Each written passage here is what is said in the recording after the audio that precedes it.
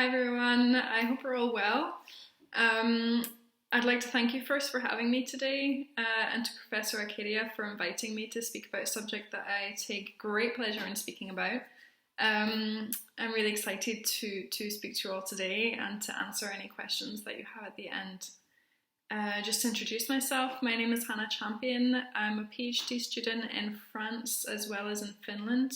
I'm doing a double thesis. I'm in the middle of writing my dissertation at the moment. And my research looks at 19th century short stories written by American women writers and how they concealed queer desire in their texts, specifically love between women, through metaphor or other secret coding techniques. But today I'm going to talk to you all about someone who was almost the opposite of these secretive writers, in that she was completely open about her own queer sexuality. I'm talking about Natalie Clifford Barney, the American it girl of Paris during the Belle Epoque, who declared, quote, "I am a lesbian. I consider myself without shame. It's a question of my nature. My queerness isn't a vice, isn't deliberate, and harms no one," end quote. Now, Natalie Barney was born not in 1976, but in 1876.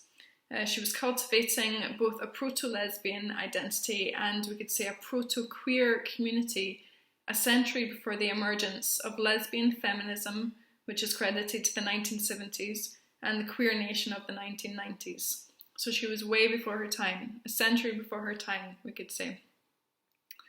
I wanted to speak about Natalie Barney as a reaction to, or rather in addition to, your lecture on Gertrude Stein, which I believe you just had. This is because Stein and Barney had two completely different approaches to their own lesbian sexuality, based on their different relationships to gender. While Gertrude Stein adopted a masculine approach, which I imagine you have just studied, Barney's femininity was inspired by her love for the ancient Greek poet Sappho. But I'm going to go into that in a little bit more detail later. First, I'm going to provide a little bit of context about the queer world of turn of the century Paris, so the end of the 19th century and the beginning of the 20th century. I'm also going to give you an insight into Barney's infamous Rue Jacob literary salon. So a salon is where people would get together and they would discuss certain things, like literature or arts. They would organise poetry readings and theatrical recitals and things like that. And so Barney, like Gertrude Stein, had a very famous literary salon, but it was quite different. I will then discuss how Barney's feminine lesbianism, or we could say lesbian feminism, is completely different to the idea of the sexual invert or mannish lesbianism that Gertrude Stein embodied, and I'm going to speak about that as well. On the whole, I aim to show you how this period, i.e. the beginning of the 20th century, saw the foundations of modern lesbian identity being built through both the masculine lesbianism of Gertrude Stein and the feminine lesbianism of Natalie Barney. So, first, let's talk about Paris. Carla Jay, who's a critic, frames Paris as, and I'm quoting, "at once an adventure and an escape from middle-class American Philistinism," writing that, quote, "writers went to Paris for its relaxed moral atmosphere as compared to the Puritanism of the United States." So it was a sort of place of freedom from, this kind of oppression of America.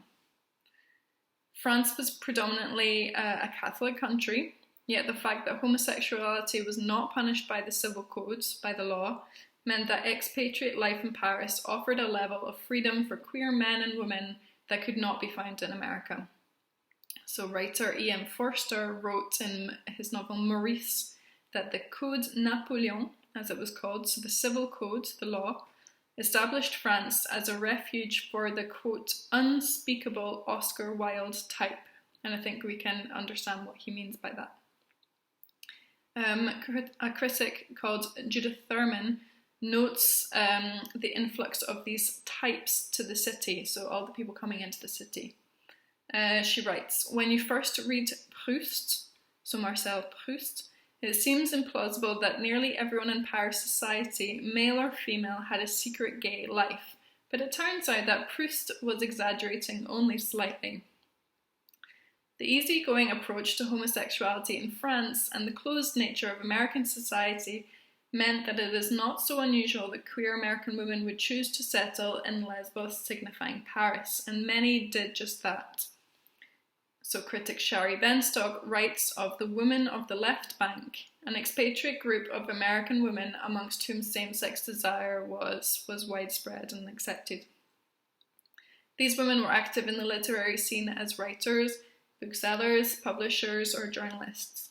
Yet it was specifically Natalie Clifford Barney, a unique figurehead who straddled both the 19th and 20th century lesbian culture, who actively embodied the figure of Sappho, not only in her writing, but also in her Sapphic-inspired literary salon. But lesbian had been quite fashionable for some time in France at this point, associated with the Parisian underworld of prostitutes and sexual perversion. So it was considered to be deviant, but it was fashionable in that way. So critic David C. Rose writes that this period saw the city often referred to as Paris Lesbos, as it, quote, permitted an easy slippage between gender roles and, quote, encouraged an acceptance of forms of sexual expression that undermined any fixed concept of the normal, end quote. The use of Lesbos was, of course, not coincidental. Sappho was very popular in French culture and can be found in the wealth of paintings produced throughout the 19th century. So I'm going to give you a list here, but I can send this list to you or to Professor Arcadia in case you would like to look up the paintings. So we have the struggle between the differing idea of Sappho, this idea of Sappho as heterosexual, heartbroken over the failure of her relationship with a man, and also this kind of, idea of Sappho as homosexual, which a lot of painters also showed. There was both going on. So we can find her gazing lovingly at the male Alceste as he plays the lyre in Sappho and Alceste by Lawrence Alma Tadema, and that was painted in 1881. But she also plays for an orgy of half-naked women in Amanda Brewster Sewell's Sappho from 1891. She's wooed by Phaon in Sappho and Phaon by Jacques-Louis David from 1809. She's kissed by a female lover in Simeon Solomon's Sappho in Arena and a Garden at Mytilene from 1864. And there are many others as well. I can send them over to you. One thing the painters did seem to agree on, that Sappho should be punished for her independence and open desire. And this is why we can see her throwing herself repeatedly from the Leucadian rock in many paintings from the time. So she's committing suicide. Alright, so while Barney adopted the feminine imagery of Sappho in these paintings, she changed the narrative. She decided that the sapphic sensuality deserved a happy ending. She was first brought to Paris by her mother as a young girl in 1883, and she made Paris her home, staying there until her death in 1972 at the age of 95, so she almost lived for a whole century. Introduced to the work of Plato's 10th Muse at a young age, Barney's writing channels hedonistic Hellenism and sapphic sensuality, so she uses Sappho in her writing. She even learned Greek as a teenager so that she could recite erotic texts to uncomprehending Americans for her own pleasure. For Barney and her followers, sapphic desire directly juxtaposed the ugliness of Puritan American virtue and was considered an escape from heteronormative oppression. When Barney returned to Paris at the dawn of the 20th century, she found a city in which she was able to emulate the poet more fully. In 1899, dressed as a page boy and declaring that she had been sent by Sappho, Barney seduced the notorious courtesan Léon de Pougy.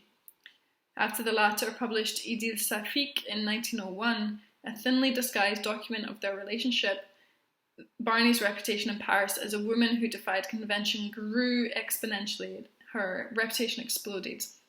And in exchange, Barney included Léon de Pougy in her 1900 publication Quelques Portraits, so some portraits, sonnets of women, a book of poetry about her lovers. Yet Natalie Clifford Barney was not content to use sapphic imagery only in her writing. She was also determined to physically recreate the sapphic feminine sphere. She declared, "I have to find, or found, a milieu that fits my aspirations, a society composed of all those who seek to focus and improve their lives through an art that can give them pure presence. These are the only people with whom I can get along and communicate and finally express myself openly among free spirits." Her legacy includes one of the most important literary salons in Paris, one built on sapphic imagery with the notion of radical sexual freedom central to her projects. In 1904, Natalie Barney visited Lesbos with one of her many lovers, the poet René Vivien. They planned to invite other poets to the island so that they could write amongst the aesthetically crumbling villas, the lush blooming gardens, and the rippling pools whose surfaces once reflected Sappho herself. Yet the women could not agree on how to actualize their vision. They couldn't figure out how to do it. One source of discontent between both women was Vivien's love of this morbid concept of lesbianism that you could find in paintings and literature from the decadent writers. She considered herself an aesthetically pleasing yet monstrous woman living in sin, whereas Barney reclaimed the lesbian figure as a wholeheartedly positive one. She was proud. Instead of creating her imagined sapphic utopia with Vivien on the Isle of Lesbos, Barney turned the garden of her home in Paris into a Grecian shrine. In it one could find tableaux vivants, so this parlour party game where you would stand in position and you would recreate paintings or scenes from literature.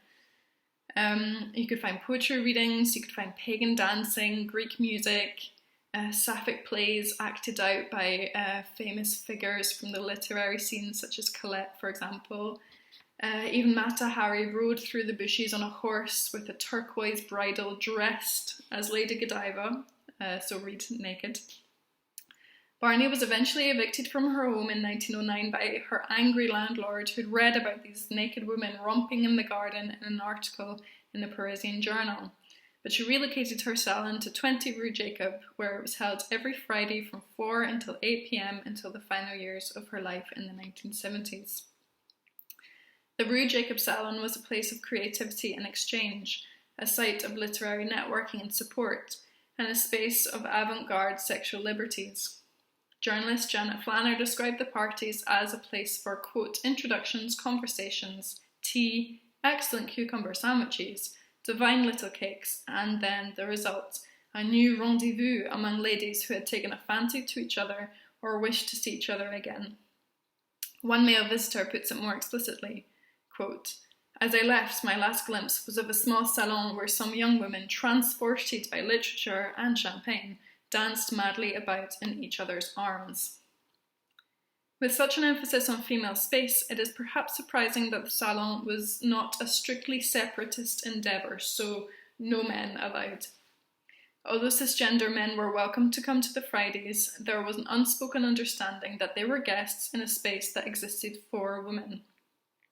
Sylvia Beach, who owned Shakespeare and Company, contrasted the ladies with high collars and monocles at Barney's salon with Miss Barney herself, who was so feminine, and I'm quoting now.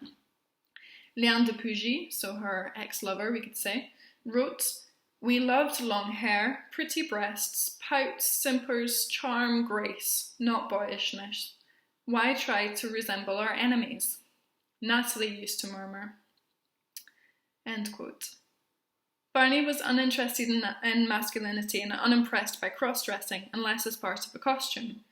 This confounded theories of the sexual invert, which arguably mark the beginnings of modern lesbian identity. Sexual inversion, a term created by the sexologists in the 19th century, referred to deviant gender behaviour and was intrinsically tied to homosexuality. The masculine invert was thought to have a man's soul inside a woman's body, someone assigned female at birth, yet who was considered to follow masculine patterns of behaviour. For sexologist Havelock Ellis, one could be a female invert but not a feminine one.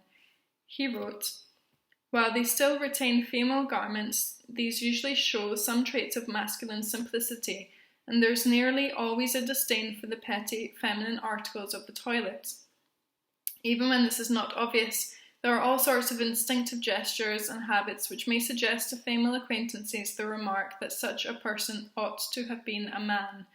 The brusque energetic movements, the attitude of the arms, the direct speech, the inflections of the voice, the masculine straightforwardness and sense of honour, and especially the attitude towards men, free from any suggestion either of shyness or audacity, will often suggest the underlying psychic abnormality to a keen observer.